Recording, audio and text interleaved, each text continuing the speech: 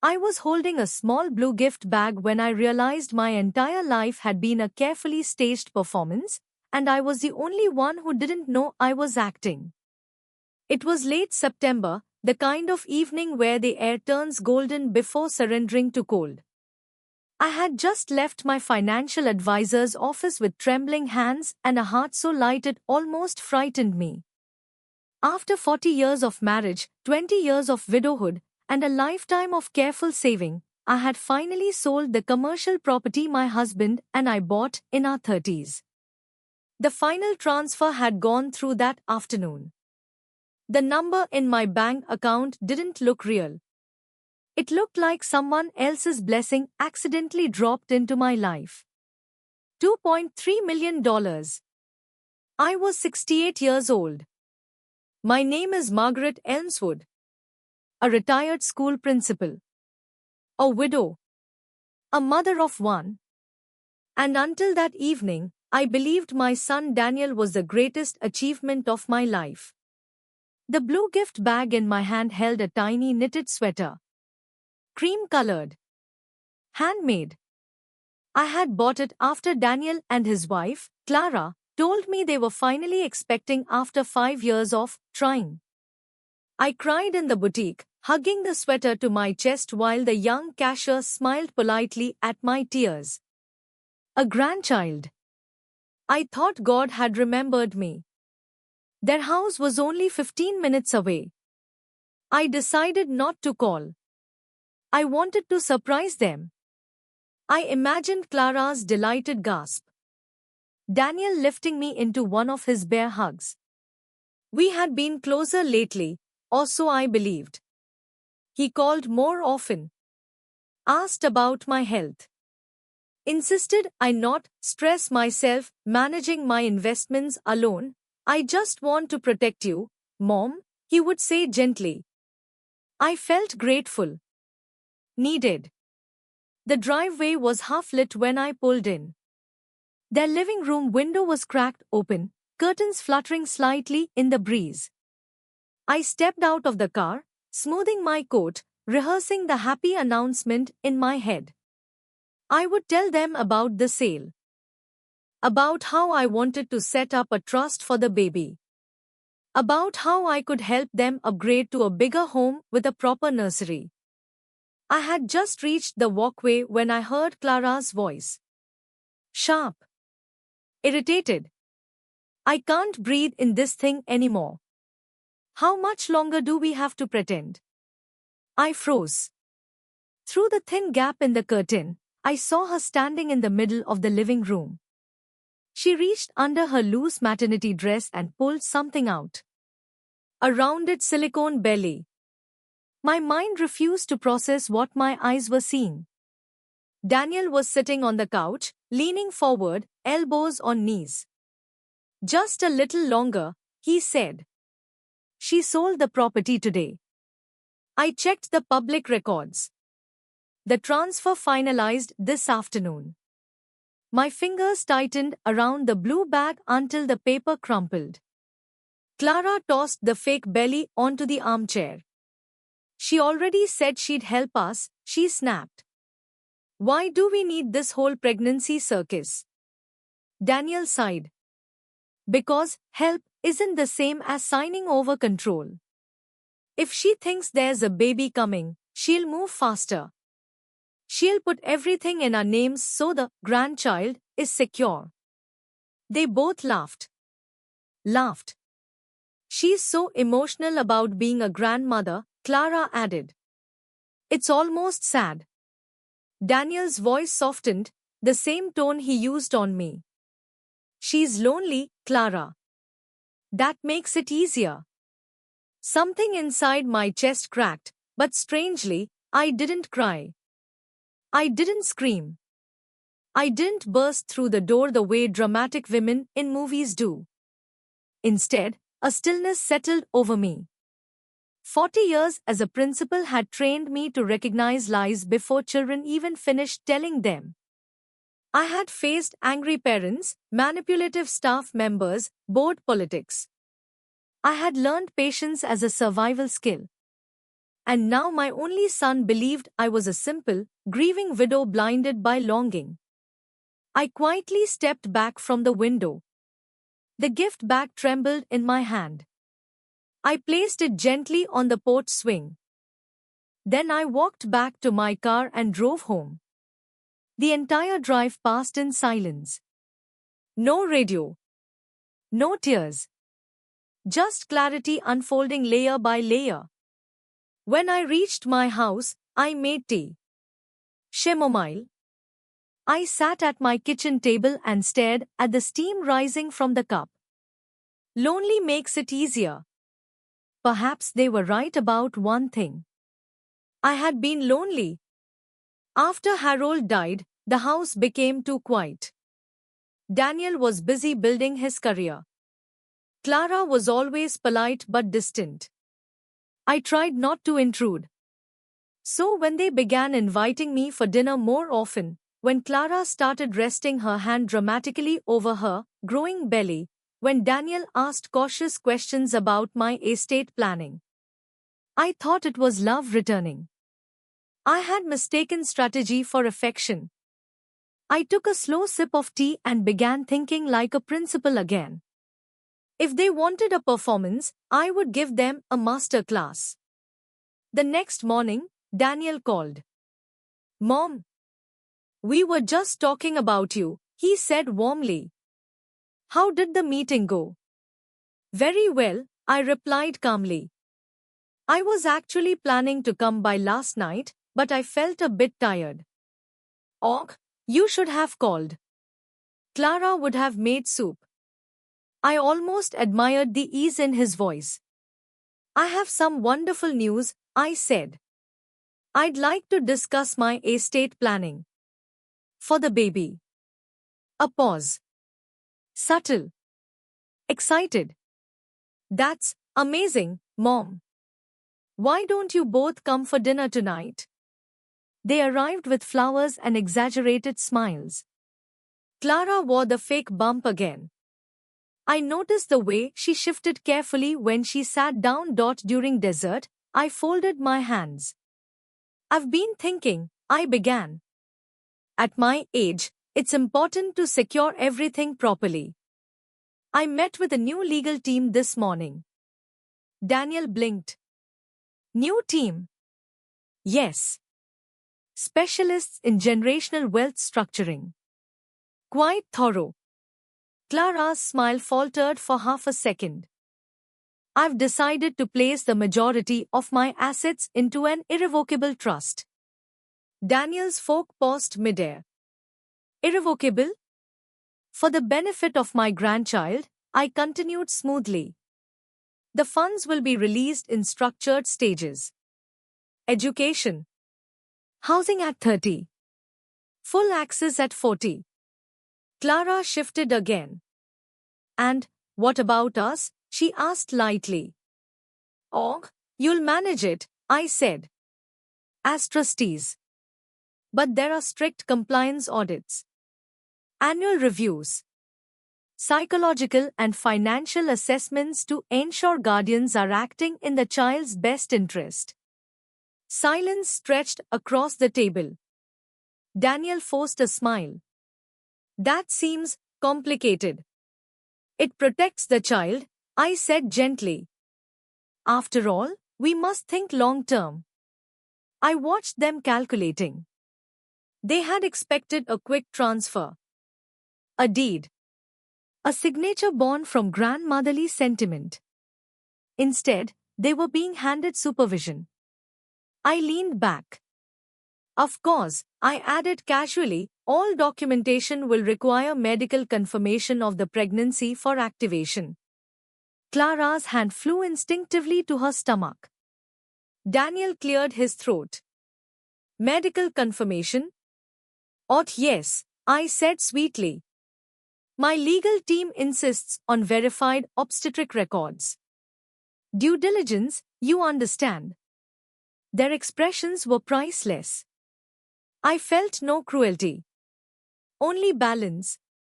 That night, after they left earlier than planned, I stood by my window and watched their car disappear.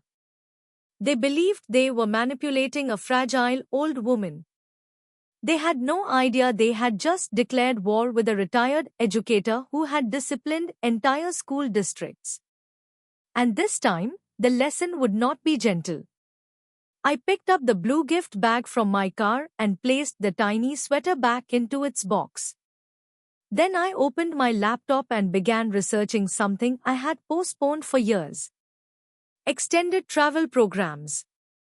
If they wanted to build a future on deception, they would have to do it without my presence and without my money. But first, I would let the play continue. Because sometimes the most powerful revenge is not destruction. It is revelation.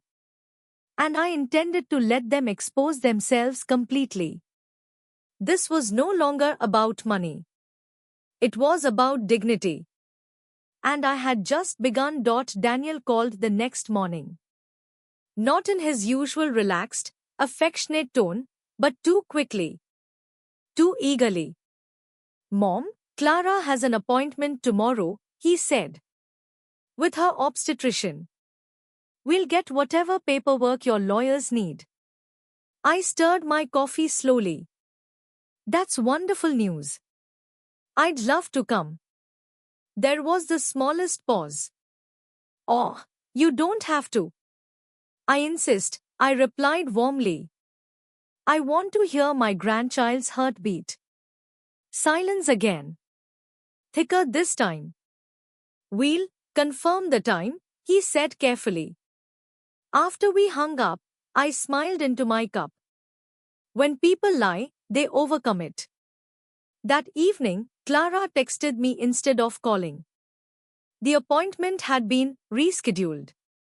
Then, moved to a specialist. Then, delayed due to equipment upgrades. By the third excuse, even she seemed tired of typing. I responded with patience. "Of course, dear. The baby's health comes first." 2 days later, Daniel showed up at my house alone. He looked tired. Slightly irritated. The softness in his eyes had thinned. "Mom," he began, sitting at my kitchen table, "all this legal stuff, don't you trust us?" I folded a napkin carefully in my lap. "Trust and documentation are different things. We are your family. And that is exactly why everything must be clear," I said gently. "Family misunderstandings ruin legacies." He leaned back, studying me. "You've changed," he said quietly. "No," I thought. "I've awakened. I've matured," I replied. He exhaled sharply. "Clara feels like you're doubting her pregnancy. Then she should have no problem providing proof." His jaw tightened. There it was. Frustration surfacing through the crack. "Mom, this is stressful for her." "Pregnancy is stressful," I said softly. "Which is why stability is important. And honesty." He flinched at that word. For a moment, I saw my little boy, the one who used to hide broken toys behind his back and insist they just fell. The same defensive posture. The same tight jaw. "Are you planning to sell the lake property too?" he asked suddenly. I looked up sharply. "Interesting." "I hadn't decided," I said. "You should transfer it before market conditions change," he pressed. "It would be safer under joint management." There it was again. Not concern. Urgency. "I'll consider it," I said. He left without finishing his tea. That night, I called my attorney. "Begin drafting an additional clause," I said. "If no verified grandchild exists within 12 months, the trust dissolves and transfers to an external beneficiary." "And who would that be?" he asked. I stared at the photo of Harold on the mantel. "A literacy foundation," I replied. "In my husband's name." The following week, Clara finally invited me over. She was lying on the couch when I arrived, pale makeup carefully applied, a blanket draped dramatically over her legs. "I've been so nauseous," she whispered. I sat beside her. "How far along now?" I asked casually. She hesitated. "Almost 5 months." 5 months. At 5 months, movements are visible. Appointments are routine. Records are abundant. And the doctor? I pressed gently. "We're switching clinics," Daniel cut in quickly. "Insurance issues." "Of course." I leaned forward and placed my hand lightly over the blanket covering her stomach. She stiffened. I felt nothing beneath the fabric. No curve. No tension. Just softness. I smiled warmly and removed my hand. "I brought you something," I said, handing her a small envelope. Inside was a brochure. "For a private prenatal medical concierge service. I've prepaid for comprehensive care," I explained sweetly. "Home visits. Ultrasounds. Genetic screening. They can come tomorrow." The color drained from Clara's face. "That's generous," Daniel said tightly. "But unnecessary." "Och, I insist," I replied. "Money is no object." They exchanged a look. Fear. That evening, my phone rang repeatedly. I let it. By midnight, a long message arrived from Clara. She said she had experienced complications. That the stress was overwhelming. That perhaps they had announced the pregnancy too early. I read every word calmly. The next morning, Daniel arrived alone again. There were no flowers this time. "Clara miscarried," he said flatly. I held his gaze. "I'm sorry for your loss," I replied. He searched my face for something: accusation, doubt, relief. I gave him none. "We'll need time," he added. "About the trust." "Of course," I said. "The clause accounts for unforeseen circumstances." His eyes sharpened. "Clause?" "Yes. If no living grandchild is verified within 12 months, all assets transfer elsewhere." "Elsewhere where?" he demanded. "To the foundation," I answered calmly. He stood abruptly. "So that's it? You'd rather give everything to strangers?" "Education is not strangers," I said softly. "It's legacy." "You're punishing us," he accused. "No," I replied. "I'm protecting myself." His mask slipped then. "You think we'd take advantage of you?" he snapped. I said nothing. Silence can be more powerful than confession. He stormed out. 3 days passed. On the fourth, something unexpected happened. A woman knocked on my door. She was young. Early 30s. Nervous. "My name is Elise," she said quietly. "I work at the costume rental company downtown."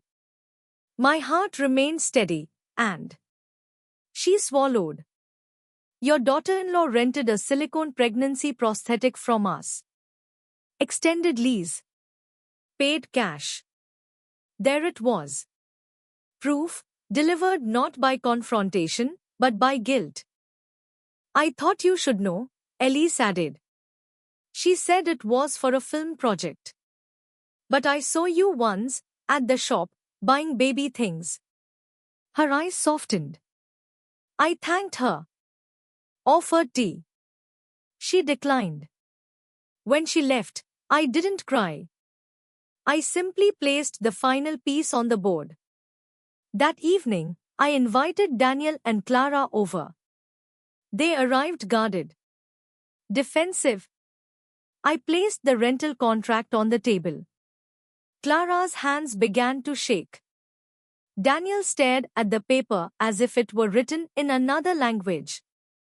I gave you every opportunity, I said quietly. Medical proof. Honesty.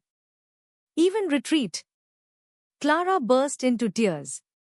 It was his idea, she sobbed. Daniel stood so abruptly his chair fell. You went behind our backs, he shouted. No, I corrected gently. You went behind mine. The room felt smaller. Thicker. You think you're better than us? Daniel demanded. You've always controlled everything. I controlled classrooms, I said calmly. Not my son's morality. Clara was crying openly now. We just needed help, she whispered. You had help, I replied. You had a mother willing to give. You chose to deceive instead. Daniel's anger cracked into something uglier. You're alone, he said coldly. When you die, none of this will matter. Perhaps that was meant to wound me. Instead, it clarified everything. I won't be alone, I said softly. I will be free. I slid another document across the table. A notarized amendment. Effective immediately, Daniel and Clara were removed as beneficiaries of anything not legally obligated. The lake house. The condos. The investment portfolio. All redirected. He stared at the page in disbelief.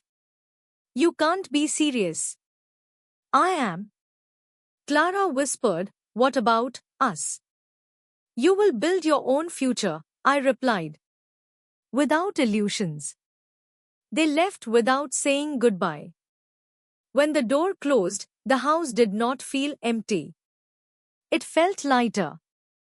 For the first time since Harold died, I was not clinging to something fragile. I was standing alone and steady. The next morning, I confirmed my enrollment in a 12-month World Literature Fellowship at sea. A cruise liner converted into an academic residency. Lectures. Travel. Quiet oceans. As I packed my suitcase weeks later, Daniel sent one final message. You chose money over family. I read it twice. Then I replied. No, Daniel. I chose truth over manipulation. I turned off my phone. Outside, the taxi waited. As it pulled away from the house that had once felt too large for one widow, I realized something unexpected. They had tried to exploit my loneliness. Instead, they cured it. And somewhere between betrayal and resolve, I had found something far more valuable than inheritance. Self-respect. The ocean was nothing like the city. It did not whisper. It did not scheme. It did not pretend. It simply existed, vast, honest, indifferent to human deception. 3 weeks after leaving home, I stood on the deck of the residency ship watching the horizon dissolve into morning light. The air tasted clean. Salted. Real. For the first time in years, my thoughts were not orbiting around Daniel. They were orbiting around myself. The fellowship was filled with retired professors, writers, historians, and a handful of wealthy patrons who funded cultural programs. No one knew me as someone's mother. No one saw me as a soft target wrapped in sentimentality. I was simply Margaret. On the fifth evening, during a lecture on legacy planning in historical families, a man named Arthur Bell approached me. He was 72, sharp-eyed, a former estate litigator. You listen like someone who's recently rewritten a will, he said mildly. I smiled. Is it that obvious? Only to someone who's done it thousands of times. We began walking the deck together most nights after dinner. I didn't tell him everything at first. But one evening, under a sky heavy with stars, I told him about the fake pregnancy, the silicone belly, the laughter through the window. He did not gasp. He did not pity me. He nodded. Entitlement, he said calmly. It grows quietly in children who mistake access for ownership. Was I too harsh? I asked. Arthur looked at the ocean before answering. Did you lie? No. Did you steal? No. Did you protect yourself? Yes. Then you were not harsh, he said. You were late.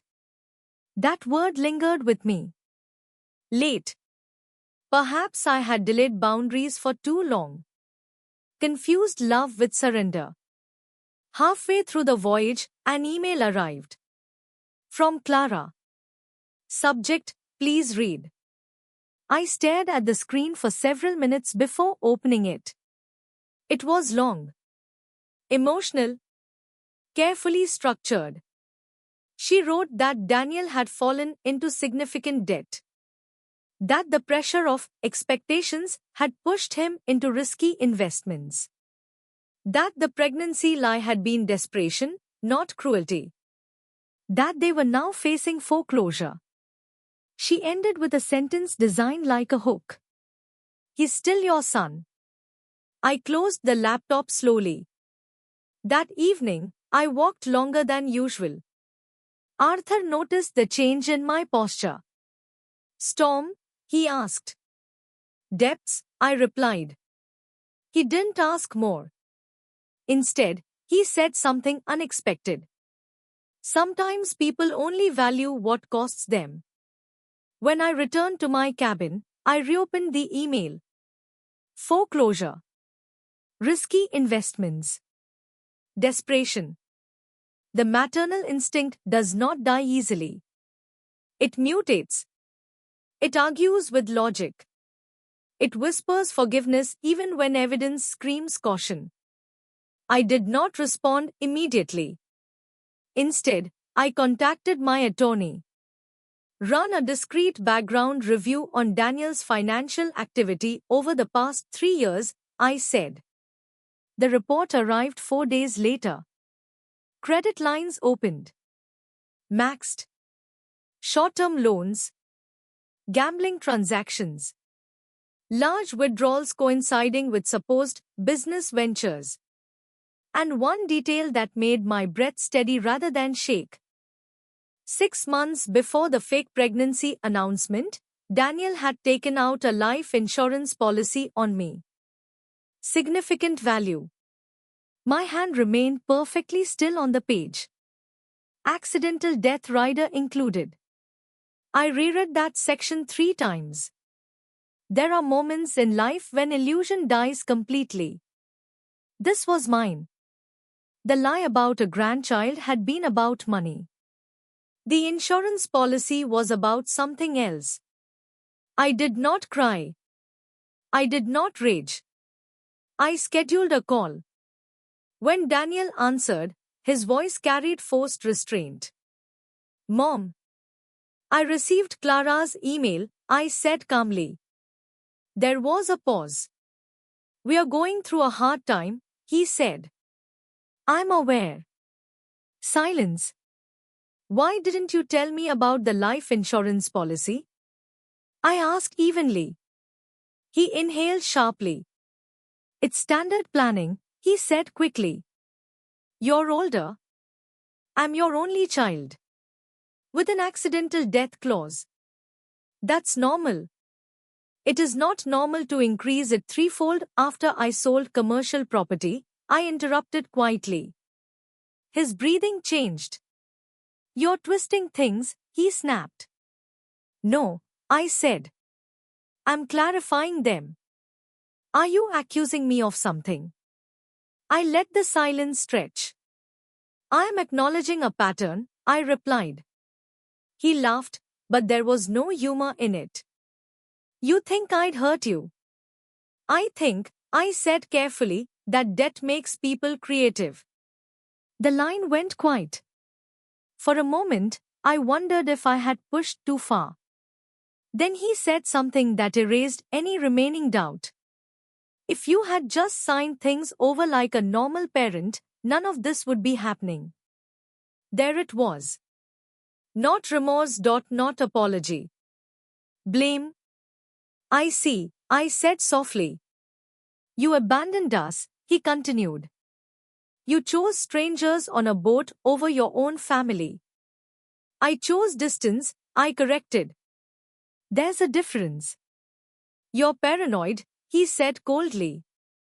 You always needed control. And you always wanted shortcuts, I replied. He hung up.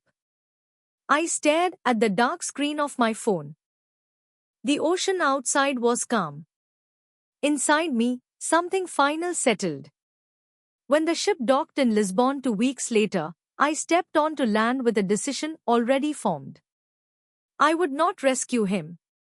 But I would not ignore the danger either. Upon returning home months later, I did not go back to my house immediately. Instead, I met with Arthur, who happened to maintain a legal consultancy firm in the city during the off-season. We filed a protective notice with my financial institutions.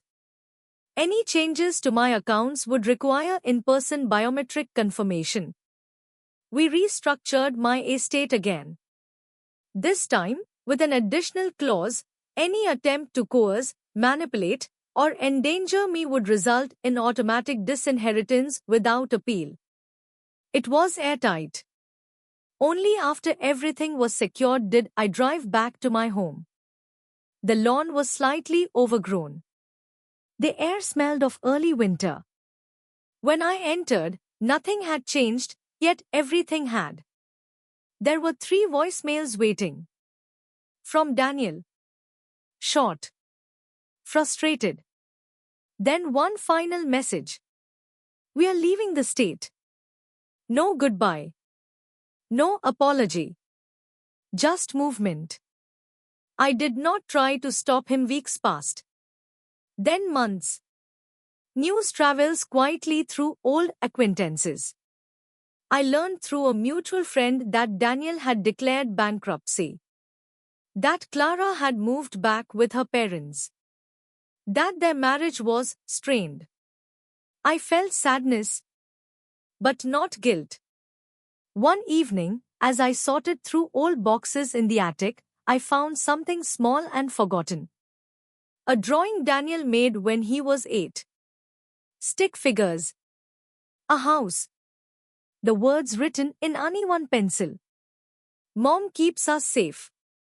I sat on the dusty floor and held the paper for a long time. Safety is not indulgence. It is not surrender. It is structure. I had kept him safe from consequences for too long. Perhaps this was the first time I was keeping him safe from himself by refusing to enable him. That winter, I finalized the literacy foundation under Harold's name. Applications began arriving from underfunded schools. Grants were approved. Libraries reopened. Children who would never know my story were reading books because I chose truth over manipulation. And strangely, that felt more maternal than anything else. One quiet afternoon, as snow fell outside my window, my phone buzzed. A message from an unknown number. It was Daniel. Just one sentence. I didn't think you'd actually let me fail. I read it twice. Then I typed back. Failure teaches what money never can. Minutes later, another message appeared. I hate you for this. I stared at the screen. Then I placed the phone face down on the table. Love does not disappear when boundaries rise. But sometimes, love must survive at a distance. Outside, the snow continued falling, steady, quiet, cleansing. For the first time in my life, I was not afraid of being alone. I had faced betrayal, manipulation, and even the possibility of darker intentions. And I was still standing. Not hardened. Not bitter. Just clear. 5 years passed before I saw him again. Time does not heal everything. It reveals. I was 70 by then. My hair had turned fully silver, and I no longer tried to soften it with dye. The foundation had grown beyond what I imagined. 3 community libraries carried Harold's name. 2 scholarship programs funded first-generation college students. I had learned to sit at long polished tables and discuss endowments without feeling like an imposter. My house was quieter, but not lonely. Loneliness is the absence of meaning. Silence is peace. One autumn afternoon, while reviewing grant proposals in my study, the doorbell rang. I almost didn't answer it. Very few people visited without notice. When I opened the door, I didn't recognize him at first. He had lost weight. Not the sleek kind that comes from discipline, the hollow kind that comes from strain. His shoulders were narrower. His eyes older. "Mom," Daniel said. There are moments when the body reacts before the mind. My hand tightened on the door frame, but my voice remained steady. "Hello, Daniel." He looked past me into the house as if measuring whether he was allowed inside. "I won't take long," he said quickly. I needed to see you." I stepped aside. He entered cautiously, like someone walking into a museum of his childhood. Nothing dramatic happened. No embrace. No tears. Just air thick with unfinished history. We sat across from each other in the living room. For several minutes, neither of us spoke. Finally, he did. "I heard about the foundation," he said. "It's impressive." "Thank you." He nodded slowly. "I've been working," he added, almost defensively. "Construction management. Nothing glamorous." "Work rarely is," I replied calmly. He rubbed his palms together, an old nervous habit. "Clara left 3 years ago," he said. I did not react outwardly. "I'm aware." His eyebrows lifted slightly. "You always know everything," he muttered. "No," I said. "I just pay attention." Silence again. Then he surprised me. "I was angry at you for a long time." "I know. I told myself you ruined my life. And now?" He swallowed. "Now I know I ruined it myself." There it was. Not blame. Not deflection. Ownership. But ownership alone is not transformation. "Why are you here, Daniel?" I asked gently. He looked down at his hands. "I hit bottom last year," he admitted. "After the bankruptcy, after Clara. I tried to rebuild fast. Same mistakes. Shortcuts. I kept thinking one big break would fix everything." "That thinking is familiar," I said quietly. He gave a small, humorless smile. "Yeah." He hesitated. "I went to therapy." That word carried more weight than any apology could. "For what?" I asked. "For entitlement," he said with visible discomfort. "For believing I deserved comfort without earning it. For blaming you for not financing my immaturity." The room felt different. Not lighter. But honest. "I hated you," he continued. "When you refused to help. When you wouldn't bail me out. I thought you stopped loving me." "And now?" I asked again. He met my eyes. "I think you loved me enough to let me break." Something inside me shifted, not forgiveness, not yet, but recognition. Growth is rarely loud. It is awkward. Humbling. "I never wanted you to suffer," I said calmly. I wanted you to become capable. I wasn't, he admitted. We sat with that truth. After a moment, he reached into his jacket pocket and placed something on the coffee table between us. It was an envelope. I'm not asking for money, he said quickly. I know that's what you're thinking. I wasn't. He pushed the envelope closer. It's the life insurance policy. Cancelled. Years ago, actually. I kept the confirmation. I thought you should see it. I didn't touch it immediately. Why bring it now? Because I finally understood what it looked like, he said. And what it meant. I opened the envelope slowly. It was legitimate. Policy terminated 3 years prior. I folded the paper carefully. Thank you, I said. His shoulders relaxed, just slightly. I don't expect inheritance, he added. I don't expect anything.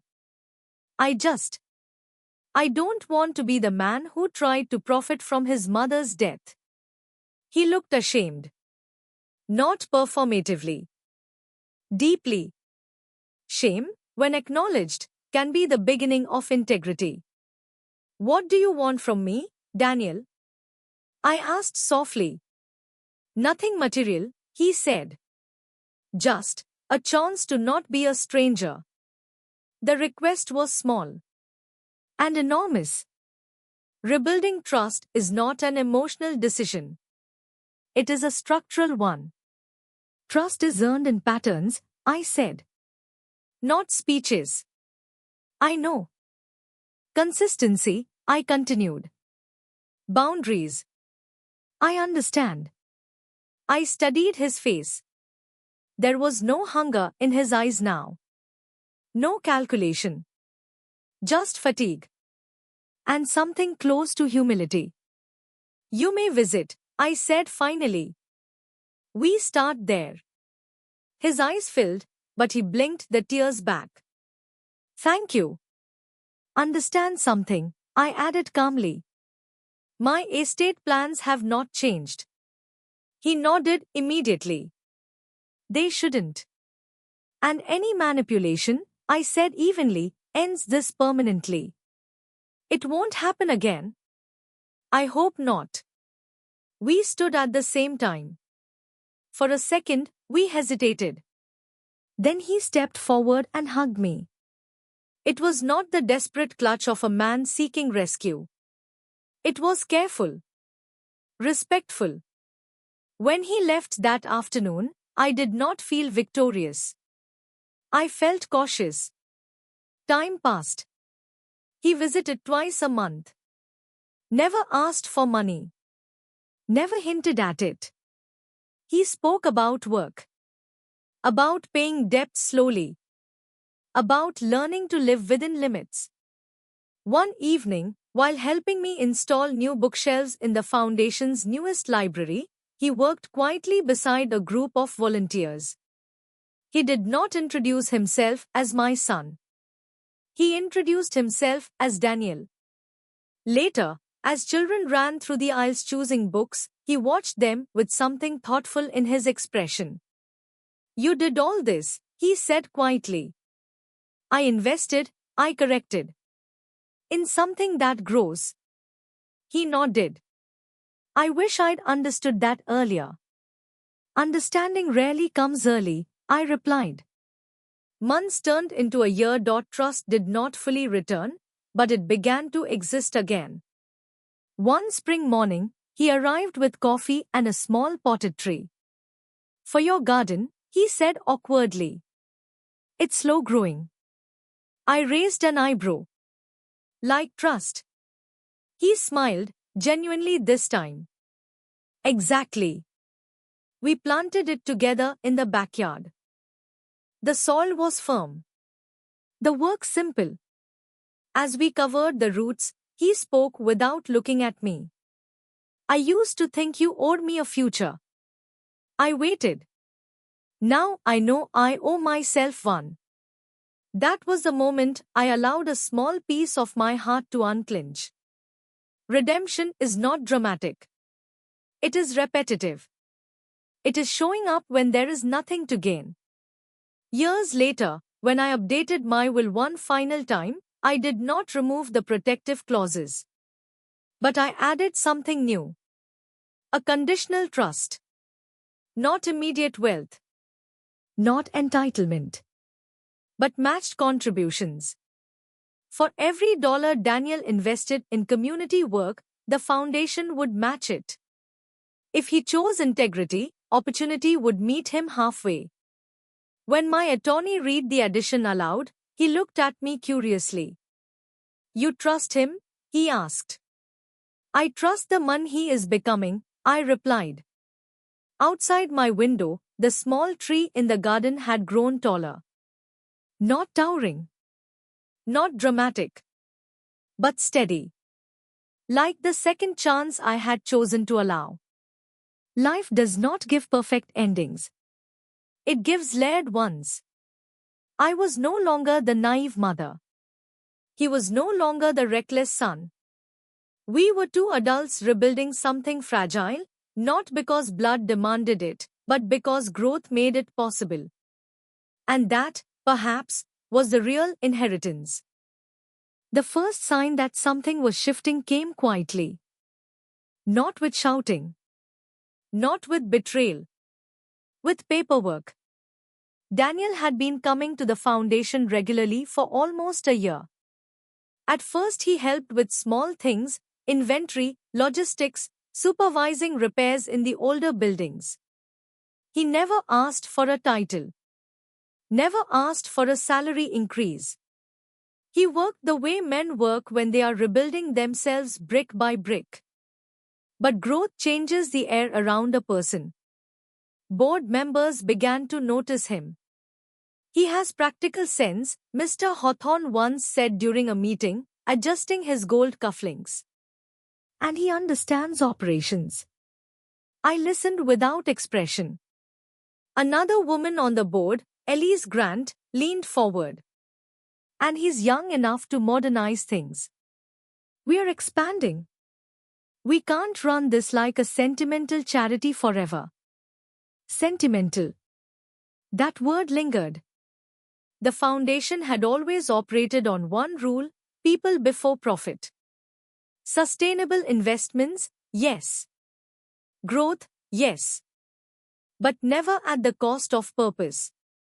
That afternoon, Daniel knocked softly on my study door. "Do you have a minute?" I closed the file I had been reviewing. "Of course." He sat across from me, posture straight, but there was something new in his eyes. Not greed. Not yet. But ambition. "The board approached me," he said carefully. "They're considering restructuring." "In what way?" "They think the foundation could become more aggressive. Strategic partnerships. Corporate sponsors.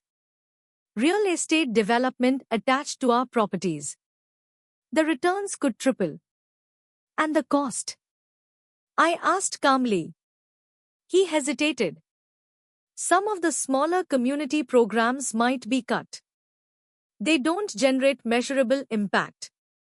"Measurable," I repeated softly. "It's not about abandoning values," he added quickly. "It's about scaling them." Scaling. A beautiful word when used honestly.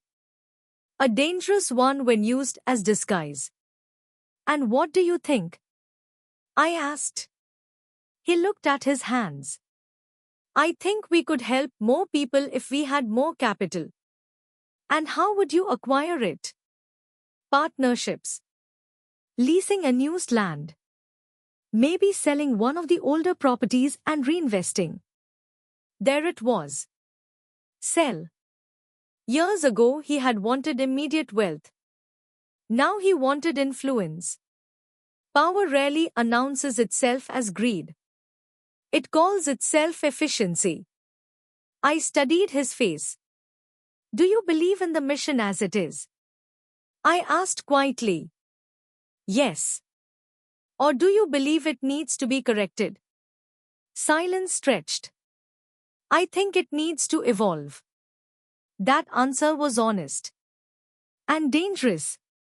Over the next few weeks, meetings grew sharper. Spreadsheets replaced stories. Forecast models replaced testimonials from scholarship recipients. One afternoon, I sat quietly at the head of the long oak table while Elise presented a proposal. If we convert the Westfield property into a mixed-use commercial development, she said smoothly, we could generate annual revenue equal to 5 of our smaller programs. Westfield. The property that housed the free after-school tutoring center. I turned to Daniel. Your thoughts? All eyes shifted to him.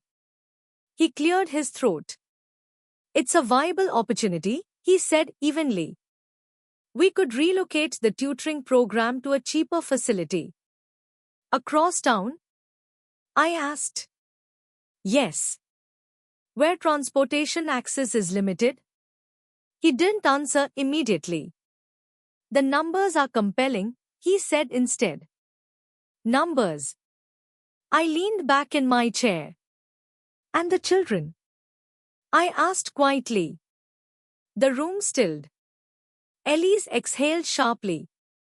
With respect, Ullaya, emotion cannot dictate infrastructure. Emotion. I folded my hands. This foundation exists because emotion once dictated action, I said calmly. My brother did not build it for return percentages. The debate stretched for hours. Daniel did not push aggressively. But he did not defend the tutoring center either. That night, I did not sleep well. The small tree we had planted years ago brushed softly against the window in the wind. Growth. But growth toward what? A week later, Daniel came to see me again. I don't want you to think I'm betraying you, he said quietly. I don't, I replied. Then what are you thinking? That you are being tested, I said. He frowned. By whom? By the same thing that tested you before. He understood immediately. Temptation. This isn't about personal gain, he insisted. Isn't it? His jaw tightened. You think I want control. I think control wants you. That struck him. He stood and paced once across the room. I've worked hard to rebuild my life. I've earned credibility. If I lead this expansion, it won't be for ego. It'll be because I can. Ability does not justify direction, I said gently. He stopped walking. Do you trust me? He asked. The question hung heavy. I trust the man you have been, I said carefully. I am waiting to see the man you will be. 2 days later, the board scheduled a decisive vote. Westfield would either be sold or protected permanently under a preservation clause. I arrived early. Daniel stood by the window, looking down at the city. You've already decided, I said. He turned slowly. I met with the tutoring director yesterday, he said. And? She showed me the attendance records. Most of the kids walk there. If we relocate, at least half won't come. I said nothing. He exhaled. I also reviewed the partnership contracts Elise drafted. There are incentive bonuses for executives tied to property development profits. Including you. I asked calmly. If I accepted the role, yes. There it was. Not immediate cash. Deferred power. Reputation. Influence. What will you do? I asked. He looked at me, not as a child seeking approval, but as a man weighing himself. I remember what it felt like to chase something shiny, he said slowly. To convince myself it was strategic. My chest tightened slightly. And now I know that once you justify bending the mission, it never straightens again. The meeting began. Arguments were sharper this time. Ellie spoke confidently. Mr. Hawthorne nodded along. Finally, the vote was called. When it came to Daniel, the room quieted.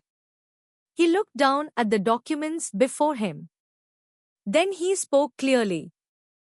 I vote to preserve Westfield as a permanent community asset. No sale. No relocation. Ellie's pen froze midair. That's financially irresponsible, she snapped. It's mission responsible, Daniel replied calmly. The vote tipped in favor of preservation by one margin. One vote. His. After the meeting ended, Elise gathered her papers stiffly. You're wasting potential, she told Daniel coldly. Maybe, he said evenly. But not purpose. When the room cleared, I remained seated. Daniel approached slowly. You knew, he said. I suspected, I replied. That it would come to this. Yes. He studied me. You didn't interfere. No. You let me choose. Choice builds character, I said quietly. Not control. He sat down across from me. I won't pretend I wasn't tempted, he admitted. For a moment, I imagined what it would feel like to lead something powerful. And now, I realized I don't need power to matter. Silence filled the room. This time it was not tense. It was earned. I updated the trust clause years ago, I said after a moment. He blinked. What clause? For every dollar you invest in genuine community work, the foundation matches it. His eyes widened slightly. You never told me. Some rewards are not announced, I said. He smiled, not triumphantly, not greedily. Relieved. Outside, children were leaving the tutoring center, backpacks bouncing as they ran toward the bus stop. Daniel watched them through the window. I almost traded them for a spreadsheet, he murmured. But you didn't. He turned to me. Does this mean you trust me now? I considered carefully. I trust your direction, I said. Trust in a person is never permanent. It is maintained. He nodded slowly. I'll maintain it. Years earlier, he had sold everything chasing illusion. Now he had refused something tangible. Not because he feared consequences, but because he understood value. The small tree in the garden had grown tall enough to cast shade across the yard. Not massive. Not dominating. Steady. That evening, as I locked the foundation office and stepped into the fading light, I felt something rare. Not victory. Not relief. But continuity. The inheritance had never been the money. It had been the chance to choose differently when temptation returned wearing a better suit. And this time, my son had chosen well. The morning sun streamed through the tall windows, reflecting off the polished hardwood floors. Ullaya Hightower sat at the breakfast table, a steaming cup of coffee in her hand. The apartment was quiet, almost eerily so, yet the calm felt earned, a prize after the storm she had weathered. Her gaze lingered on the empty armchair where Cullen had once slouched, on the remnants of chaos Verisha had left behind. Nothing remained of their intrusion but faint traces of perfume and memories of greed and betrayal. She sipped her coffee slowly, savoring the silence. It was then that the doorbell rang. She didn't startle. She had learned to expect the unexpected. Standing at the door was a young woman, dressed neatly, holding a folder of papers. Good morning, Miss Hightower, the woman said politely. I'm here from the Langston Estate Foundation. We have some documents that require your signature for the final transfer of assets. Ullaya smiled faintly, setting her cup down. Come in, please. She watched as the young woman placed the folder on the table and opened it carefully, almost reverently. The documents were official-looking, stamped and sealed, but Ullaya's mind had already dissected every detail weeks ago. This was merely ceremony, a formality. Everything is in order, the woman explained, glancing up. Once you sign, all Langston assets will be fully under your control. The condos, the stocks, the bank accounts, all accounted for. Ullaya nodded. She took the pen, feeling the smooth weight in her hand, and signed with deliberate care. Done, she said quietly. The woman smiled, impressed, and collected the papers. Alone again, Ullaya rose and walked to the window. She could see the city bustling below, the streets alive with life, indifferent to human schemes, ambitions, and betrayals. A laugh escaped her, soft, unrestrained, full of relief and triumph. She had won, not by force, but by patience, observation, and understanding human nature at its deepest. It was time to plan the next chapter. She pulled out a bright travel brochure she had marked weeks ago, a Mediterranean cruise, 3 weeks of sun, sea, and history. Barcelona, Marseilles, Rome, the Colosseum had always been a dream. She imagined herself stepping onto the deck of the liner, the wine in her hair, freedom in her heart. The apartment was hers, fully hers, and yet she realized that wealth was only a part of what she had reclaimed. She had regained her dignity, her autonomy, and the hard-earned understanding that trust must never be given lightly, even to those we love. Her phone buzzed. A message from an old friend, inviting her to lunch. Another from her attorney, confirming the final paperwork. She smiled and put the phone down. Today, she would do nothing but breathe, enjoy the warmth of the summer sun, and remember that the past, no matter how cruel or bitter, could no longer touch her. She walked to her closet, selecting a bright dress, something bold, joyous, alive. The grey and black of her days of caution and restraint were gone. Today, Ullaya Hightower would step into her life fully, unafraid and triumphant. As she looked out once more over the city, she whispered softly, "The world is mine, and it begins again." And with that, she walked to the door, ready to embrace the freedom she had fought so fiercely to reclaim, the lessons of the past etched in her heart, a testament to the strength of a mother's love, the inevitability of justice, and the triumph of wisdom over greed.